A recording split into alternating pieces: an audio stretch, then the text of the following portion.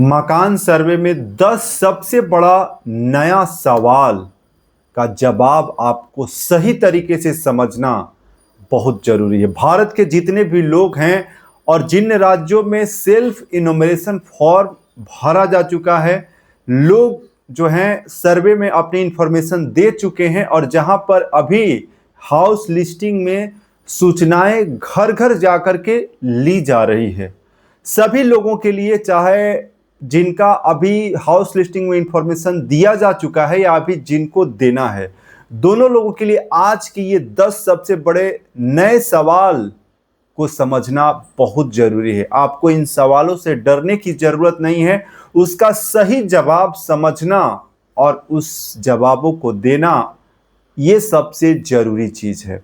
चलिए हम एक एक करके वे 10 बड़े सवाल आपके समक्ष रखते हैं और उसका जवाब भी आज आपको हम पूरी तरीके से समझाने का प्रयास करेंगे। और सबसे पहला सवाल, भारत के जितने भी लोग हैं, अभी जो हाउस लिस्टिंग हो रहा है उसमें बहुत सारे लोगों को जो है ये समस्याएं हैं और उनके सवाल मेरे पास भी जो आए हैं कि जो लोग अपना इंफॉर्मेशन दे दिए, यानी 33 सवालों का जवाब दे दिए हैं, लेकिन उन सवालों में जवाब देते समय बहुत सारी गलत जानकारियां दी जा चुकी है या फिर सवाल का जवाब गलत आपने दे दिया है, या जिन्होंने अभी तक जो है अपना जवाब नहीं दिया है, उन लोगों के लिए एक बड़ा सवाल मन में चल रहा है कि अब उसका सुधार कैसे होगा और गलत जवाब हमने अगर दे दिया है तो उसका परिणाम क्या होगा। सबसे पहले तो हम सुधार की बात करते हैं कि जिनका भी हाउस लिस्टिंग में मकान के इंफॉर्मेशन गलत दर्ज हो गए हैं, सूचनाएं गलत दी जा चुकी हैं, उनको बिल्कुल भी परेशान होने की जरूरत नहीं है, आप निश्चिंत रहिए। सबसे पहला काम यह है कि जहां भी आप रहते हैं तो लोकल वहां पे जो है गवर्नमेंट के द्वारा अखबारों में भी ये सूचना दी जा रही है, टोल फ्री नंबर उपलब्ध कराए जा रहे हैं, उस पर भी आप अपनी सही सूचनाएं दर्ज करा सकते हैं। दूसरा चीज कि जो भी प्रसंगणक आपके क्षेत्र के हैं उनसे मोबाइल पर संपर्क करके भी आप अपने इंफॉर्मेशन को अभी अपडेट करा सकते हैं। नहीं तो गवर्नमेंट, देखिए ये जो हाउस लिस्टिंग के बाद सेंसस 2027 में होने वाला है और ये सूचनाएं जो अभी दी गई है, इन सूचनाओं के भी फिर से जो है रीअपडेशन हो सकता है। और जब लोगों की गिनती होगी, यानी कि सेंसस जनसंख्या पॉपुलेशन की काउंटिंग जब होगी, उस समय भी आप अपनी सूचना और इंफॉर्मेशन जो है सही अपडेट करवा सकते हैं। तो अभी बिल्कुल भी घबराने की और डरने की जरूरत नहीं, आप धैर्य रखिए। अभी सूचनाओं को या तो अपडेट करा दीजिए या फिर अगर नहीं हो रहा है किसी भी कारण से, तो जब लोग फिर दोबारा जब आएंगे सेंसस के लिए, उस समय सही जानकारी आप दे करके उसको जरूर अपडेट कराने का प्रयास कीजिएगा। चलिए अब हम दूसरे सवाल की ओर आगे बढ़ते हैं। जो दूसरा सबसे बड़ा सवाल जो लोगों के लिए जो है बहुत ज्यादा परेशानी का सबब बना हुआ है, वे सवाल है कि भारत में बहुत सारे लोग जो हैं अपने गांव में नहीं रह रहे हैं, गांव से बाहर हैं, अलग अलग शहरों में नौकरी करने के लिए गए हैं, वहां पर रेंट पर रहते हैं। उनका अगर इंफॉर्मेशन छूट गया है या फिर जहां पे वे रहते हैं किराए पर रहते हैं, वहां पे भी अगर उनका इंफॉर्मेशन दर्ज नहीं हुआ, गांव पर भी मकान की लिस्टिंग नहीं हुई, तो आखिर उनका क्या होगा। देखिए बहुत सारे लोगों के सवाल जो हैं कि अगर किसी के यहाँ आप मकान में रह रहे हैं तो मकान मालिक जो हैं अगर आपकी सूचना हाउस लिस्टिंग में नहीं दे रहे हैं कि मेरे मकान में किराएदार भी रहते हैं, 1 2 3 4 किराएदार हैं, 5 किराएदार हैं, वे नहीं बता रहे हैं, आखिर हाउस लिस्टिंग में मकान मालिक सूचना देंगे किराएदार का या फिर किराएदार स्वयं अपनी सूचना जो है ये हाउस लिस्टिंग में देगा। इसका सवाल जो है काफी ज्यादा लोगों के मन में चल रहा है। जवाब इसका आपको हम बता देते हैं। देखिए यहाँ पर मकान मालिक भी अपनी सूचनाएं दर्ज करते समय बता सकते हैं कि मेरे मकान में 2 किराएदार हैं, 4 किराएदार हैं या 5 किराएदार हैं, वे भी बता सकते हैं। अगर वे अपनी जो है जानकारी किराएदार की नहीं दे रहे हैं तो जो किराएदार हैं जहां भी आप रहते हैं, जिस राज्य में भी आप रहते हैं, वहीं पर आपको किराएदार आप हैं तो भी अपनी सूचना दर्ज कराइए कि हम जो भी मकान मालिक है उनका नेम, और वहां पे आप रहते हैं तो आपकी जनसंख्या और आपके किराएदार का जो मकान है उसके अंदर आप जो भी सामान उपयोग करते हैं तो उसकी सूचना दीजिए। और उसके साथ साथ वहीं पर प्रसंगणक को यह भी बताइए कि हम इस राज्य में रहते हैं, जैसे उत्तर प्रदेश में रहते हैं, दिल्ली में रहते हैं, झारखंड में रहते हैं, पश्चिम बंगाल में रहते हैं, या फिर अलग और भी जितने राज्य हैं, कहीं आप रहते हैं और घर कहीं मान लीजिए आपका मध्य प्रदेश में है, तो बताइए कि मध्य प्रदेश में मेरा घर है, वहाँ का जिला, वहाँ का गांव, वहाँ का सूचना वहीं पे दर्ज आप जरूर कराइए, अपडेट कराइए। अगर गांव में जो है आप नहीं हैं, वहाँ पे मकान में ताला बंद है, छूट जा रहा है, तो सूचनाओं को वहीं अपडेट करा दीजिए। और किराएदार की भी ये जिम्मेदारी है कि अगर मकान मालिक सूचनाएं आपकी अपडेट नहीं करा रहे तो आप अपनी सूचनाएं स्वयं जो है दर्ज कराइए। चलिए आगे बढ़ते हैं तीसरे सवाल की ओर, और ये जेन्युइन सवाल है, लोगों को परेशान किया हुआ है, मन में चल रहा है, और ये सवालों की हम सूची बनाए हैं जो अधिकतर जो लोग पूछ रहे हैं। अब एक तीसरा सवाल, इसका जवाब दे ही दिए कि घर बंद था इसलिए जानकारी दर्ज नहीं हुई, क्या दोबारा कर्मचारी आएंगे? तो देखिए, घर अगर बंद है, ताला बंद है, दोबारा कर्मचारी आएंगे नहीं आएंगे? अब हाउस लिस्टिंग जहां पे हो चुका है, तो हाउस लिस्टिंग करने के लिए तो कर्मचारी, जैसे बिहार में 31 मई तक था, 2 से 31 मई, अभी उत्तर प्रदेश में चल रहा है, अन्य राज्यों में भी चल रहा है। तो जहां पे अभी सर्वे हाउस लिस्टिंग की काम चल रहे हैं, वहां तो हो सकता है प्रसंगणक दोबारा आएंगे, लेकिन जहां पे हो चुका है वहां पे हाउस लिस्टिंग के लिए हो सकता है कि न आए।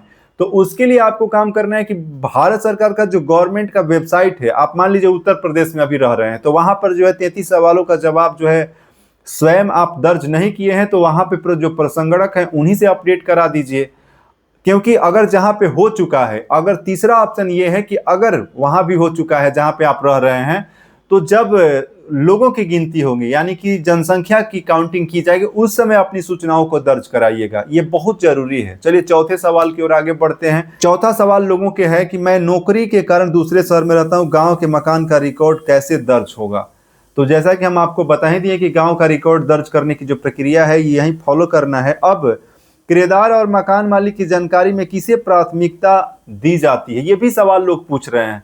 देखिए, यहाँ पर प्राथमिकता दोनों व्यक्ति की है, चाहे वो किराएदार हो या मकान मालिक हो। यहाँ पे समझना ये है कि मकान मालिक उस मकान के ऑनर होंगे और आप एक किराएदार हैं और किराएदार रहेंगे, और यह जानकारी जो है उसी प्रकार से अपडेट होगी कि आप इस व्यक्ति के मकान में किराए पर रहते हैं। ये सूचनाएं जो भारत सरकार के पास जाएगी, अगर आपके पास घर है, मकान है या फिर नहीं है, तो ये भी दर्ज हो जाएगा कि आपके पास मकान है ही नहीं, आप जो है किराए के मकान में रहते हैं।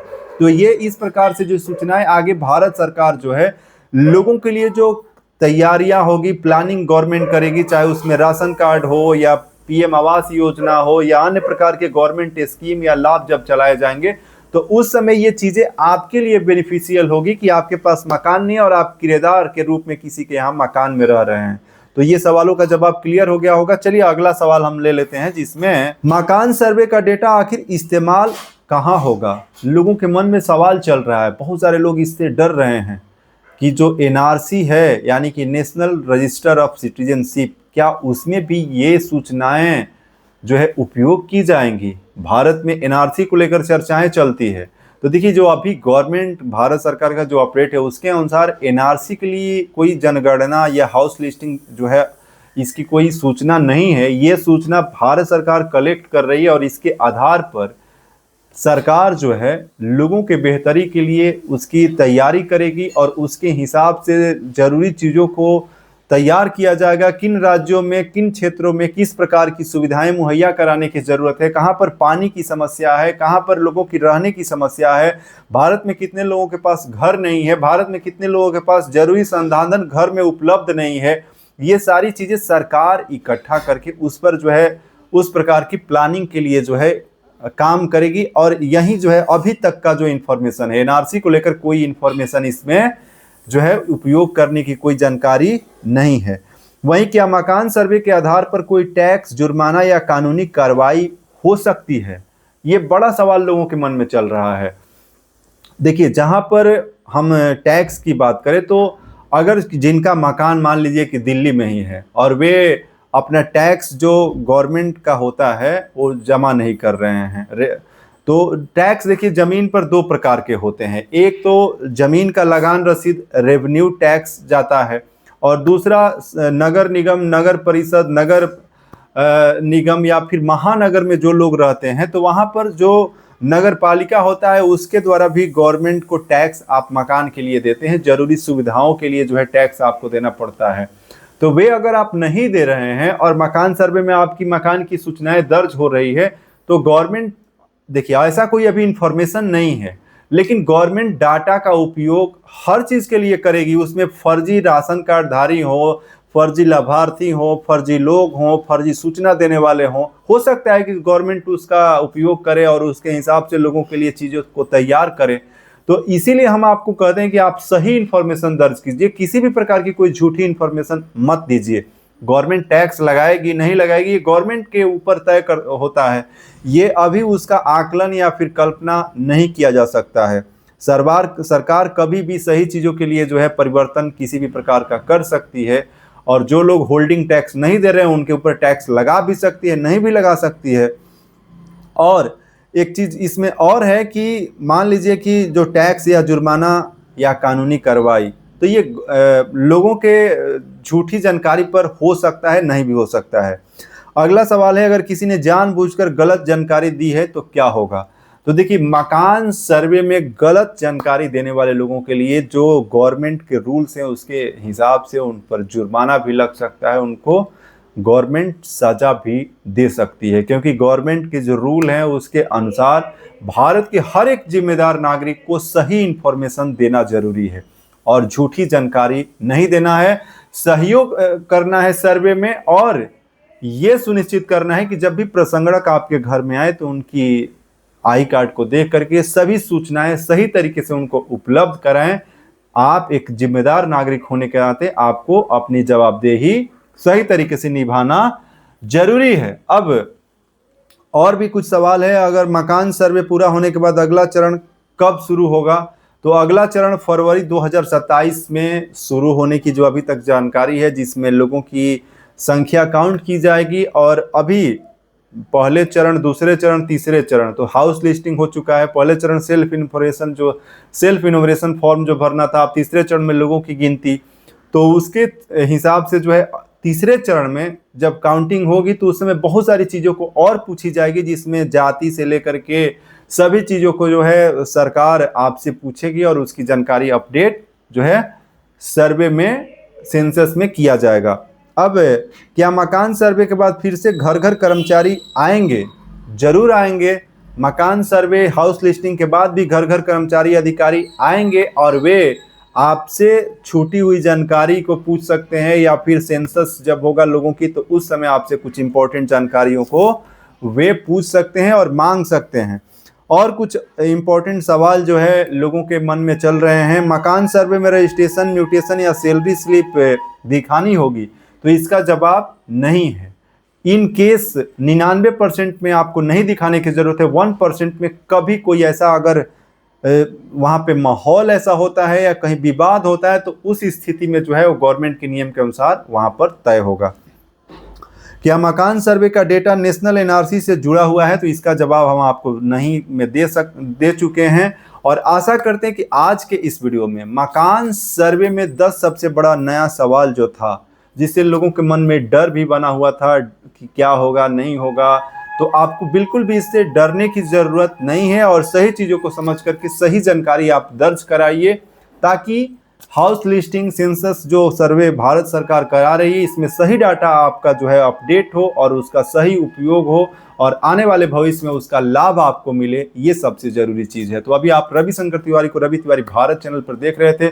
चैनल पर पहली बार जुड़े हैं तो सब्सक्राइब कर लीजिएगा, वीडियो को लाइक कीजिएगा, और इससे जुड़ा कोई सवाल या सुझाव आपके मन में चल रहा हो तो कमेंट में टाइप कीजिएगा। हम प्रयास करेंगे कि नेक्स्ट वीडियो में उसको भी कवर किया जाए। जय हिंद।